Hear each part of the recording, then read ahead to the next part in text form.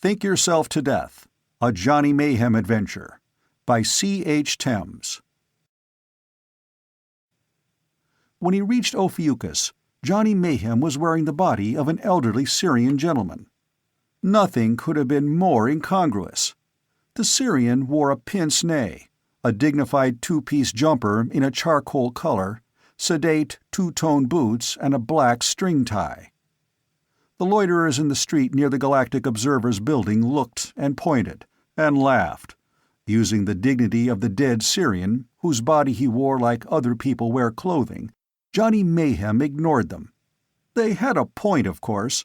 It was hot and humid on Ophiuchus 9. The loiterers in the dusty, evil-smelling streets wore nothing but loincloths. Mayhem went inside the building, which was air-conditioned. Probably it was the only air-conditioned structure on the entire planet.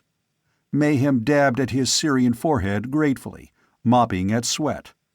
As near as he could figure, his life expectancy in this body was down to 3 days, Earth-style. He wondered fleetingly why the Galactic League had sent him here to Ophiuchus. He shrugged, knowing he would find out soon enough. The Galactic Observer on Ophiuchus 9, a middle-aged Indian from Bombay named Govindaswamy, wore an immaculate white linen loincloth on his plump body and a relieved smile on his worried face when Mayhem entered his office. The two men shook hands. "So, you're Mayhem," Govindaswamy said in English. "They told me to expect you, sir. Pardon my staring, but I've never been face-to-face with a legend before. I'm impressed." Mayhem laughed. "You'll get over it." "Well, at least as a Syrian gentleman, you're not very prepossessing. That helps." "It wasn't my idea. It never is." I know that, sir." Govindaswamy got up nervously from his desk and paced across the room. "Do you know anything about Ophiuchus 9, Mayhem?" "Not much. It's one of the Forgotten Worlds, isn't it?" "Precisely, sir. Ophiuchus 9 is one of scores of interstellar worlds colonized in the first great outflux from Earth." "You mean during the population pressure of the 24th century?" "Exactly. Then Ophiuchus 9, like the other Forgotten Worlds, was all but forgotten. As you know, Mayhem, the first flux of colonization receded like a wave, inertia set in, and the so-called Forgotten Worlds became isolated from the rest of the galaxy for generations. Only in the past 50 years are we finding them again, one by one. Ophiuchus 9 is typical, isolated from the galaxy at large by a dust cloud that— "I know. I came through it." "It was colonized originally with Indians from southern and eastern India on Earth. That's why the Galactic League appointed me observer. I'm an Indian. These people, well, they're what my people might have developed into if they lived for hundreds of years in perfect isolation." "What's the trouble?" Govindaswamy answered with a question of his own. "You are aware of the Galactic League's chief aim?" "Sure. To see that no outworld, however small or distant, is left in isolation. Is that what you mean?" "Yes," agreed Govindaswamy. "The reason is obvious. For almost 1,000 years now, the human race has outpaced its social and moral development with development in the physical sciences. For almost 1,000 years, mankind has had the power to destroy itself. In isolation, this is possible. With mutual interchange of ideas, it is extremely unlikely. Thus, in the interests of human survival, the Galactic League tries to thwart isolated development. So far, the Forgotten Worlds have cooperated, but Ophiuchus 9 is an exception." "And the League wants me to find out why?" "Precisely." "How are they thwarting—" Govindaswamy was sweating despite the air conditioning, despite his almost naked state. "You have the right to turn this mission down, of course. The League told me that." "I'm here," Mayhem said simply. "Very well, sir. Sooner or later, every outworlder who ventures out among the Ophiuchans kills himself." "I guess I didn't hear you. Did you say kills himself?" "Suicide, Mayhem. Exactly." "But how can you blame—" Like their ancestors from the Earthian subcontinent of India, Mayhem, the Ophiuchans are mystics. The trance, the holy man who sits in contemplation of his navel, the world spirit, these are the things of their culture most important to them. Mayhem, did you ever see 100 holy men of India working together? Usually they don't work together. Precisely, sir, precisely. Here, on Ophiuchus, they do. And not merely 100, all of them, virtually all of them, working together, their minds in trance, unified, seeking their world spirit, they can do amazing things. Like mentally forcing the Outworlders to kill themselves? Yes, sir. Legally, they are innocent. Morally, they do not recognize the Outworlders as equals of themselves. The League wants to know what they are trying to hide. It could be a threat to peace and existence. You have a body for me? Johnny would be ready with that provided. If anyone but Johnny Mayhem had asked that question, Govindaswamy would not have known what he was talking about, or would have thought him insane, or both. But Johnny Mayhem was, of course, the legendary Man Without a Body. How many corporeal shells had he inhabited in the past half-a-dozen years? He shrugged, not remembering. He couldn't remain in one body more than a month. It would mean the final death of his elan, his bodiless sentience. So far, he had avoided that death. The Galactic League would help him if it could. Every world which had a human population and a Galactic League post, however small, must have a body in cold storage, waiting for Johnny Mayhem if his services were required. But no one knew exactly under what circumstances the Galactic League Council, operating from the hub of the galaxy, might summon Mayhem. And only a very few people, including those at the hub and the Galactic League First Men on civilized worlds and observers on primitive worlds, knew the precise mechanism of Mayhem's coming. To others, it was a weird mystery. Johnny Mayhem, bodiless sentience. Mayhem, Johnny Marlowe then, who had been chased from Earth, a pariah and a criminal almost 7 years ago, who had been mortally wounded on a wild planet deep within the Sagittarian swarm, whose life had been saved, after a fashion, by the white magic of the planet.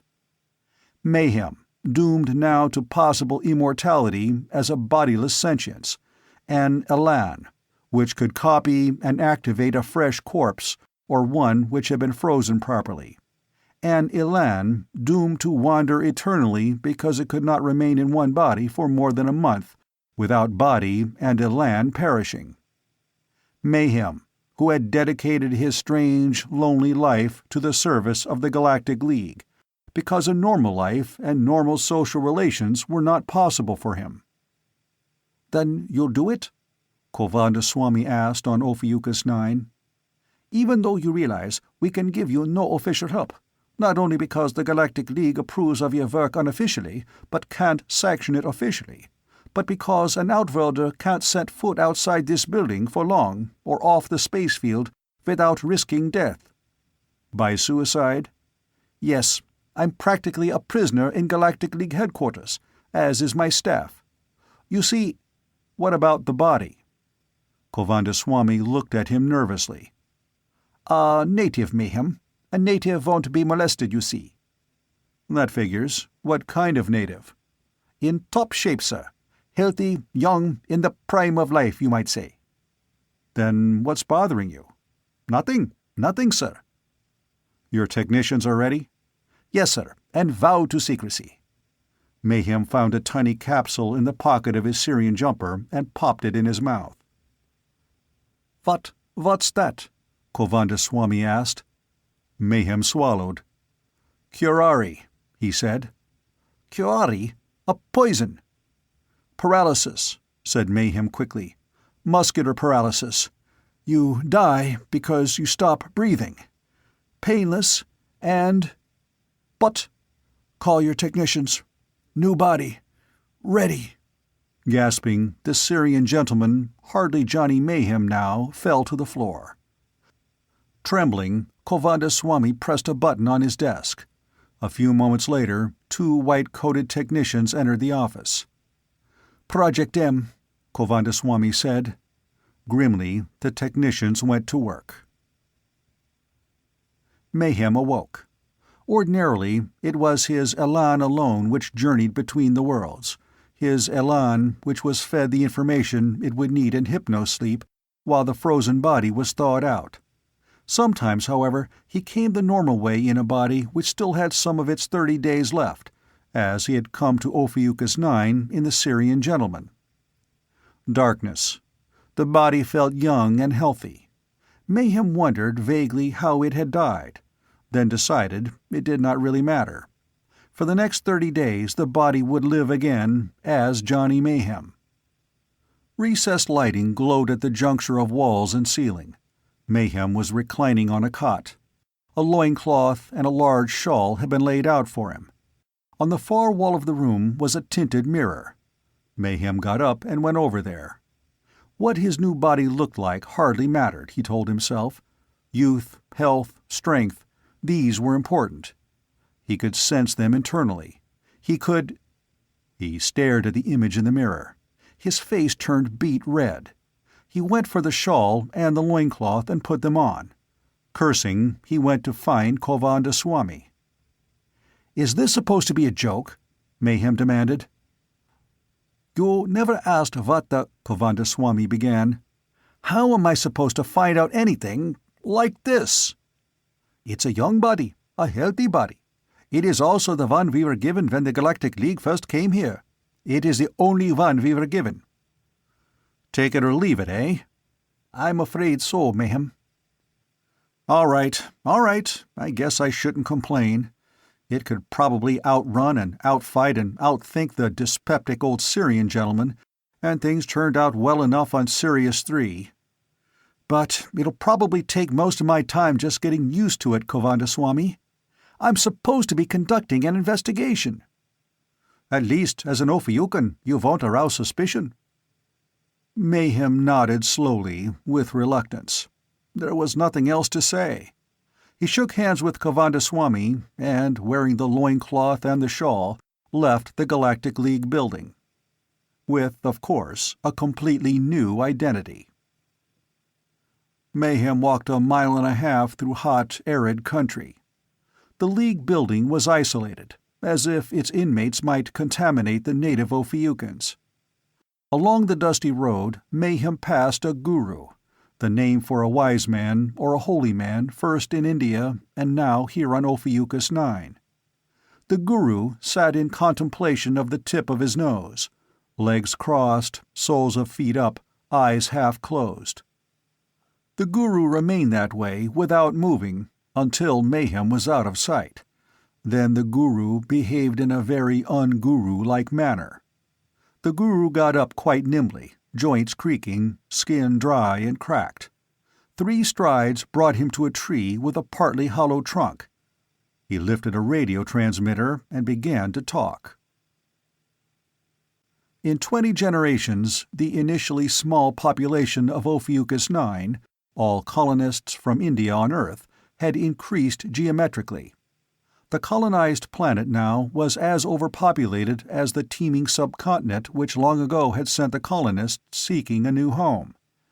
As a result, unemployment was chronic, discontent widespread, and whatever inner serenity mysticism might bring was widely sought after.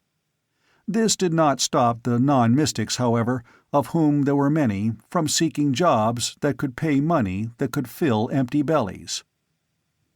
A long line gathered outside the employment office of Denebian Exports the morning after Mayhem had left the League building in his new body.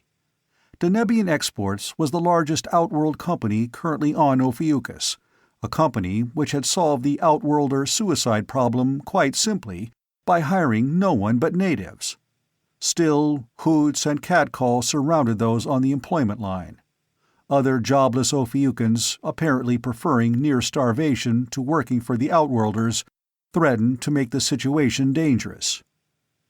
Pandit Gandhi Menon, a lean, handsome Ophiucan of perhaps 30 years, wished there was some way he could shut his ears to the abuse. He needed work. His father and mother were ill, his child was starving, his wife already dead. The gurus offered their own unique solution, of course. The body is nothing, they said. The mind is everything. But thus had the gurus spoken for 4,000 years, on Earth and on Ophiuchus. The great majority of Ophiuchans, Pandit Gandhi Menon included, preferred food for the body to food for mystic thought. Still, the crowds were ugly, threatening to break up the line of job seekers if Denebian exports didn't open its doors soon. An unkempt little man, not old but with a matted growth of beard, an unwashed body which gave the impression of wiry strength, and wild eyes, abruptly flung himself at the young woman in line in front of Pandit. Shouting, "Not our women too!" the little man attacked the girl, trying to drag her from the line. "It is bad enough our men, but not our women!" Pandit caught the fanatic's wiry arm and brought it behind his scrawny back in a hammerlock. "Leave her alone," he said. "If you try that again, I'll break your arm." The fanatic looked at Pandit with hate in his eyes, but stepped back and stood to one side mouthing invective. The girl, who was about 25 years old, had a livid mark on her arm. She wore a loincloth and shawl, the usual garb. She was, Pandit observed for the first time, quite pretty. "Thank you," she said. I'm not sure I'd like working for the Outworlders, but I need the money." "Don't we all?" Pandit told her. "But we're not hired yet. I am Pandit Gandhi Menon." "Sri Krishna," the girl said, smiling at him.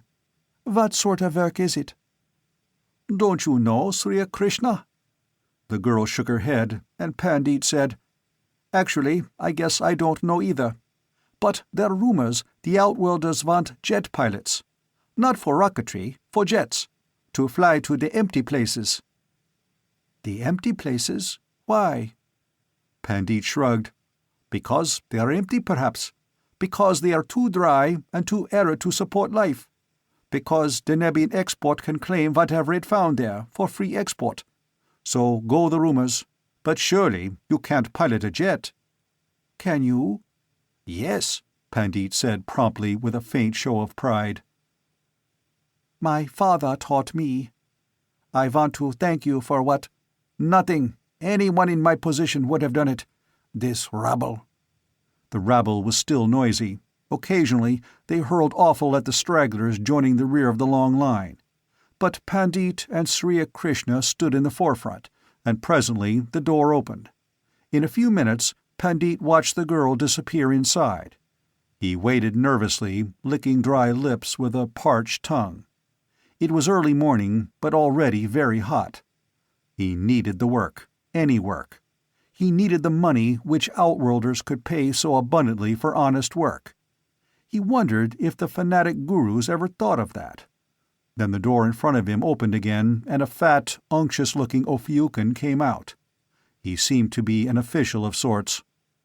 "One more," he said. "Only one. The rest of you begone." Behind Pandit there was a general press of bodies, but he was first in line and did not surrender his position. The unctuous-looking man admitted him, half expecting a bribe. Pandit passed by him. He didn't have a single copper. He approached a desk. The crowd noise outside was loud, those who had not joined the line crowing because most of those on it had been turned away. Behind the desk sat a small Denebian man of middle years. He looked nervous. "Can you fly?" he asked in a voice almost desperately thin. "Yes," Pandit said. Then the rumors were right. "How much experience?" 5 years, on and off." "You have a license?" "There are no licenses on Ophiuchus 9, Pandit pointed out. "Yes, of course. I'm sorry. Habit. You people don't lie. We try not to." "Your name?" Pandit told him. The Denebian wrote it down on a form and said, "You'll do. Pay is 20 credits a mission." It wasn't much, but it was more than Pandit had expected. "What do we fly?" he asked. Questions didn't seem welcome, but no harm trying. The Denebian looked at him and laughed. "You want the job?" "Yes, I want the job." "Then don't ask questions." Pandit nodded. "Out through that door, then. The other new pilots are assembling." And Pandit left the small office. A moment later, a buzzer sounded on the Denebian's desk. He spoke into a grid. "Orcap here. Go ahead." "The guru near the League building reports that a native Ophiucan left the building, heading for the city." "When was this?" "Yesterday morning." "And?" "Draw your own conclusions. Natives don't go near the League headquarters as a rule, do they?" "No." "And the League, of course, will want to know about the suicides?" "Yes, but—" "But nothing," said the radio voice, which belonged to the only other Denebian currently on Ophiuchus 9. "We can assume this native is a spy. For the League, or Cap." "All right. I don't see any need to worry, though." "Don't you? The gurus, like the other natives, can sham, but they can't lie. Sooner or later a guru will be brought out of trance by the League, questioned, and—" "Tell them about us?" Orcap asked in a shocked voice. "It could happen. Maybe it's happened already. There won't be any proof, of course, and the League would send a spy. Suppose I describe this native to you." Orcap said, "Go ahead," and the radio voice did so. In a shocked voice, Orcap admitted, "I've given that Ophiucan a pilot's job this morning. There can't be any doubt about it." "Ah, then you see? You see?" "I can fix that. I can—" "Orcap. Orcap. You'll do nothing now. Let the spy alone for now. Then, in the empty places, you will merely announce to the pilots that there's a spy among them. Don't reveal who it is." He could not believe his ears. "But they want work. They need work. They'll all be afraid the finger of guilt may point at them.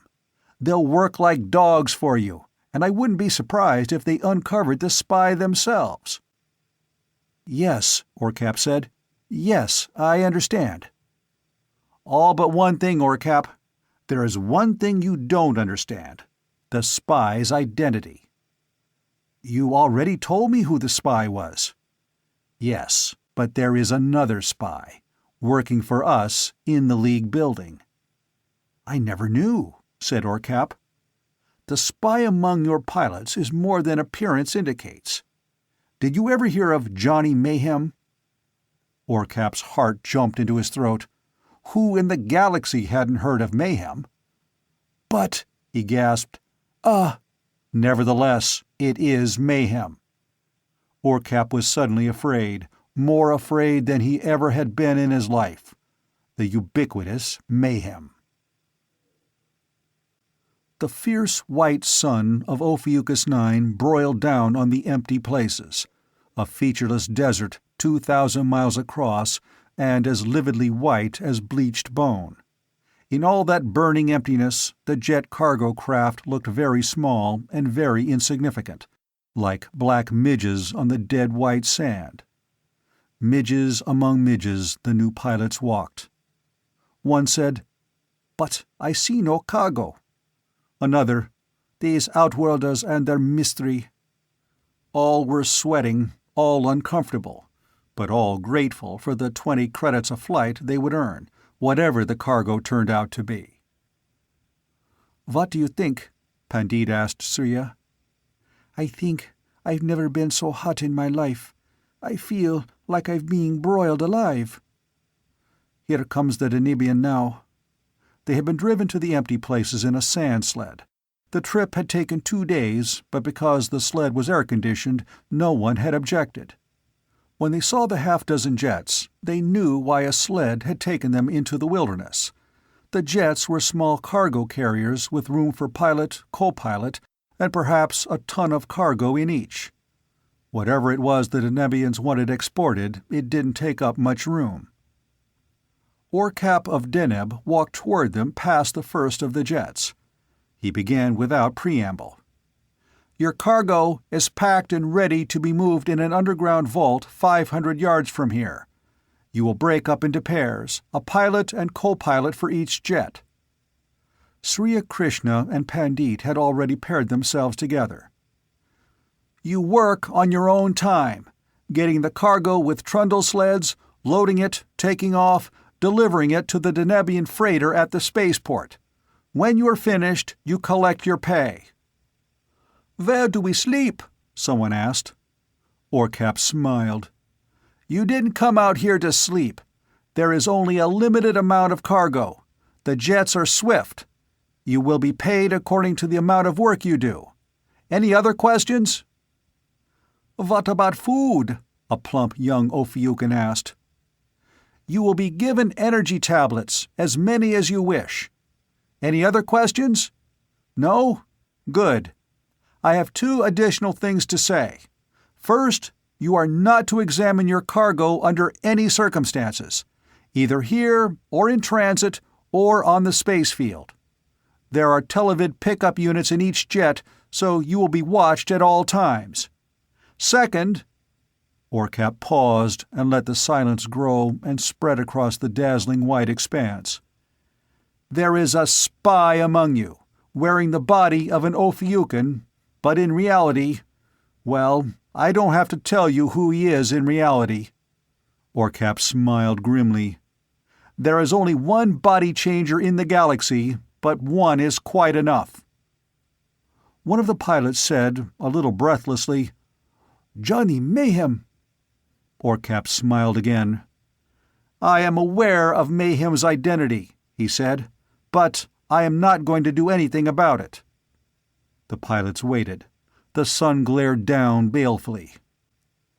"You see," Orcap told them, "we cannot be altogether sure that the rest of you are here simply to earn your 20 credits a flight. Mayhem has unwittingly become our insurance. Find Mayhem. Find the spy among you. 100 credits bonus to the man who does." Pandit looked at Sriya, who whistled. The girl said, "If they think we can finish the job without sleep, picking up cargo and flying it to the spaceport and returning for more, then 100 credits is probably more than any of us will earn. They'll all be looking like hawks for this Mayhem." "And," Pandit agreed, "if there's a native spy among them, he'll be afraid to show himself for fear they'll think he's Mayhem. Very clever of the Denebians." "To work at once," Orcap was saying. He wore a blaster on his hip, the only weapon among them. They all trudged behind him through the burning, faceless sands.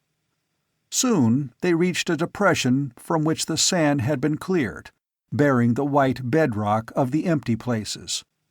In the rock a square opening had been cut, shielded on each side from the shifting sands by an up-curving lip. A ramp led down into darkness. "You will find your cargo down there. Also, enough trundle sleds to go around," Orcap explained. "The cargo is crated. The crates must remain intact. Is that understood?" It was understood. Their sudden mutual suspicion a pall worse than the heat, the Ophiucans descended the ramp. They needed the money, or they wouldn't be here. The money meant more to them than anything. This was no time to be far-sighted. Yet one of them was a spy for the Galactic League, Johnny Mayhem. One of them, but which? Pandit made a quick estimate of the number of crates. They were stacked neatly against one wall, each about 4 feet by 4 by 4. And from the size of them, a single crate would fill the cargo bay of each of the jets. Pandit made a rough estimate. 24 crates, perhaps. In the dim light, it was hard to tell. 24 crates, 6 jets, 12 Ophiucans. 4 trips for each jet. A half-hour to load, 10 minutes to unload, an hour and a half by jet to the space field. 3 hours and 40 minutes, round trip. Say 4 hours. 4 times 4, 16. 16 hours of steady work for 80 credits. No time for mystery or suspicion. Barely time for mistrust. You, there, a voice called. What are you doing? It was one of the other Ophiuchans, quite the biggest of the lot. Pandit had seen him outside and remembered his name. He was Raj Shiva, a tall, muscular, swarthy Ophiuchan, with small, alert, suspicious eyes and a livid scar alongside his jaw. "Nothing," Pandit said. "Nothing." "No, the others are loading already. I'll be watching you." For 100 credits, Pandit thought furiously, but said nothing. Sriya touched his shoulder. "I have one of the trundle sleds," she said. "Let's get about it." "Right," said Pandit. Raj Shiva watched them a few moments longer, then drifted away with his own partner. It took Pandit and Sriya, sweating copiously in the tremendous heat, a few minutes less than half an hour to load one of the crates aboard their jet. 3 of the other ships were already airborne, whining away toward the space field. Pandit looked at the crate. There were no markings on it anywhere. The wood looked new, but that meant absolutely nothing. In the dry heat of the empty places, wood would last a century, a millennium. They could not tell how old it was. "Ready?" Sriya Krishna called from the controls. Pandit had secured the crate in the cargo bay. "Ready," he responded. Moments later, acceleration thrust them back in the twin pilot seats. Sriya leveled the jet at 20,000, and they sped at 800 miles an hour toward the city and the space field just beyond it. "Do you wonder about it?" Sriya asked after a while. "About what?" "The cargo." "We aren't supposed to." "I know," Sriya laughed. "I'm a woman, you see." Pandit grinned at her. "Curiosity," he said. "A woman's trait on any world." Sriya got up from the pilot chair, but Pandit placed his hand on her shoulder and gently shoved her down again. "They have a televid unit aboard," he said. "Remember?" Sriya nodded. The jet sped on. They landed at the space field. They were the 4th jet down, and one of the other 3 had taken off on the return leg of the flight. A Denebian Pandit had never seen before was supervising the loincloth-garbed laborers loading the crates aboard a Denebian spacecraft. With Sriya, he delivered their crate on the trundle sled, returned with the sled to their jet, and took off. Just short of 4 hours from the time they started, they returned to the empty places. They had gained a little time and were the second team down. From the jet ahead of them, Rav Shiva led a puny, middle-aged co-pilot. Orcap stood in the underground storage room. Looking at his wrist chrono, he said to the 4 Ophiuchans who came down the ramp, "You made fine time." Raj Shiva's puny companion said something, but Raj Shiva grabbed his arm and they began to load a second crate. Pandit and Sriya loaded theirs in silence. They made their second round trip in 4 hours exactly. It was completely dark when they returned to the empty places. Sriya was worried they would overshoot the cargo point, but Pandit brought the little jet down within a few hundred yards of its takeoff point. They could see nothing when they shut off the jet's running lights, except for the glow which came from the underground room. They reached it and went down the ramp. Pandit judged that half the crates were gone now. He took a quick tour of the dimly lit room while Sriya got the trundle sled into position against one of the crates. "Nobody here," Pandit said in a whisper. "The Denebian must be sleeping in the sand sled." "Yes," Sriya said a little breathlessly. "I was thinking."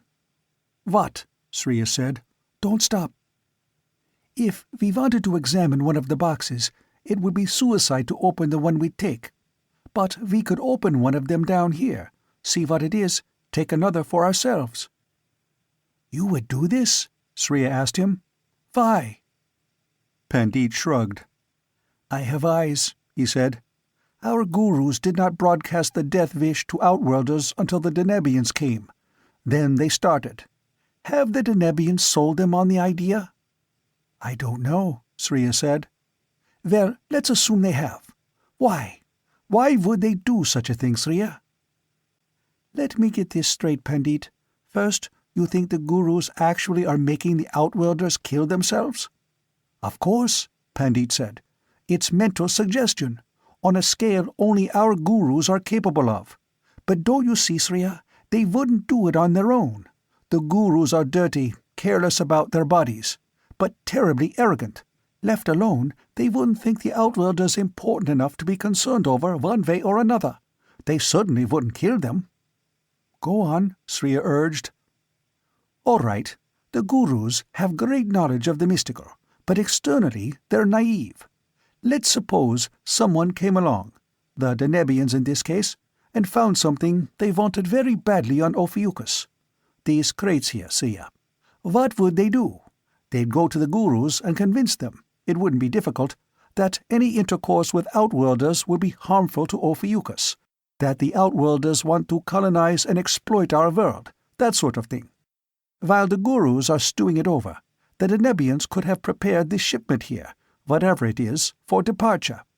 But the gurus, too well convinced by them, could have acted sooner than they expected, making it all but impossible for the small handful of Outworlders, the Denebians among them, to go abroad without fear of taking their own lives. Perhaps a few, like Orkap and that other Denebian, are not at all suicide-prone. Perhaps a few can withstand it. As for the rest, it's indoors and away from the mental influence of the gurus, or off Ophiuchus entirely, which would leave the Denebians with the problem they hadn't thought of. His words made sense. Yes, cried Sriya excitedly. Now that they have their valuable cargo ready to go, how can they get it off Ophiuchus without help? We, said Pandit softly, are that help. Sriya asked, What are you going to do about it? I don't know. I honestly don't. I never had anything against the Outworlders. How could I? We're all progeny of Outworlders who came here almost 500 years ago from a place called India on Earth. But the gurus have been deceived. You said so yourself. Pandit was sweating, and it was more than the heat which made him sweat. He paced up to the crates, then back again, then to the crates. Suddenly he said, All right, I'll do it. Someone's got to find out what the Denebians want here. And Pandit began to pry at one of the boxes with a knife he carried in his loincloth. Sriya said, I'll keep watch. You call me when it's opened. Maybe you ought to get out of here. In case anything happens, I don't want you to get involved. But Sriya went up the ramp and crouched there, waiting, watching. The desert was very quiet, entirely windless and hot even at night. Stars sprinkled the sky overhead, and far off she thought she heard the distant whine of a jet. Hurry, she called. From below she heard the sound of wood being pried away from wood. She heard, or imagined she heard, the jet coming closer. Hurry, she called softly. Finally, 3 words drifted up to her. Come here, Sriya. She felt a little relieved, now that he'd finished. She listened for the jet. Now she heard nothing. She went swiftly down the ramp. Pandit stood before one of the crates, perspiring freely. He had pried loose one of the side walls, and a smooth metal surface with stencil lettering on it was exposed. He said, I can't read that. It's a language I never saw before. Sriya bent closer and looked at the stenciled lettering. A voice, not Pandit, said, I thought it would be you too. No, don't move. A big, muscular figure silhouetted against the starlight, and a smaller, puny, thin-legged figure. Raj Shiva and his co-pilot. 100 credits each, Handus, Raj Shiva said as he ran down the ramp. Can you keep the girl from getting away? Handus rushed down at his heels. Pandit met Raj Shiva at the foot of the ramp. Pandit was a big man by Ophiucan standards, but Raj Shiva was bigger. Run, Sriya, Pandit cried, and met the giant with his knife. Raj Shiva parried the blow with his forearm, then his big hands moved swiftly and the knife clattered to the floor. Sriya ran for the ramp, her bare feet patting swiftly against the stone floor. Handus was waiting for her at the foot of the ramp in an awkward crouch. She had a glimpse of Raj Shiva and Pandit straining together. Then Handus struck her with his balled fist. It was a puny blow, but Sriya staggered back, her jaw numb. Laughing shrilly, Handus leapt at her. She was shoved back, tripped over something, and fell. For a moment all the lights blinked out inside her head. Inside, no. Raj Shiva and Pandit stumbled about the room, struck something. There was a loud popping sound, a tinkling, and the lights in the storage room went out. "Where is she?" Handus called. "I can't find her." She heard him groping about, heard the others struggling together. She got to her feet and stood perfectly still, waiting for anything. She wished she had a weapon, something. She was only a woman. Then a voice whispered, "Hurry, Shriya, hurry." "Pandit?"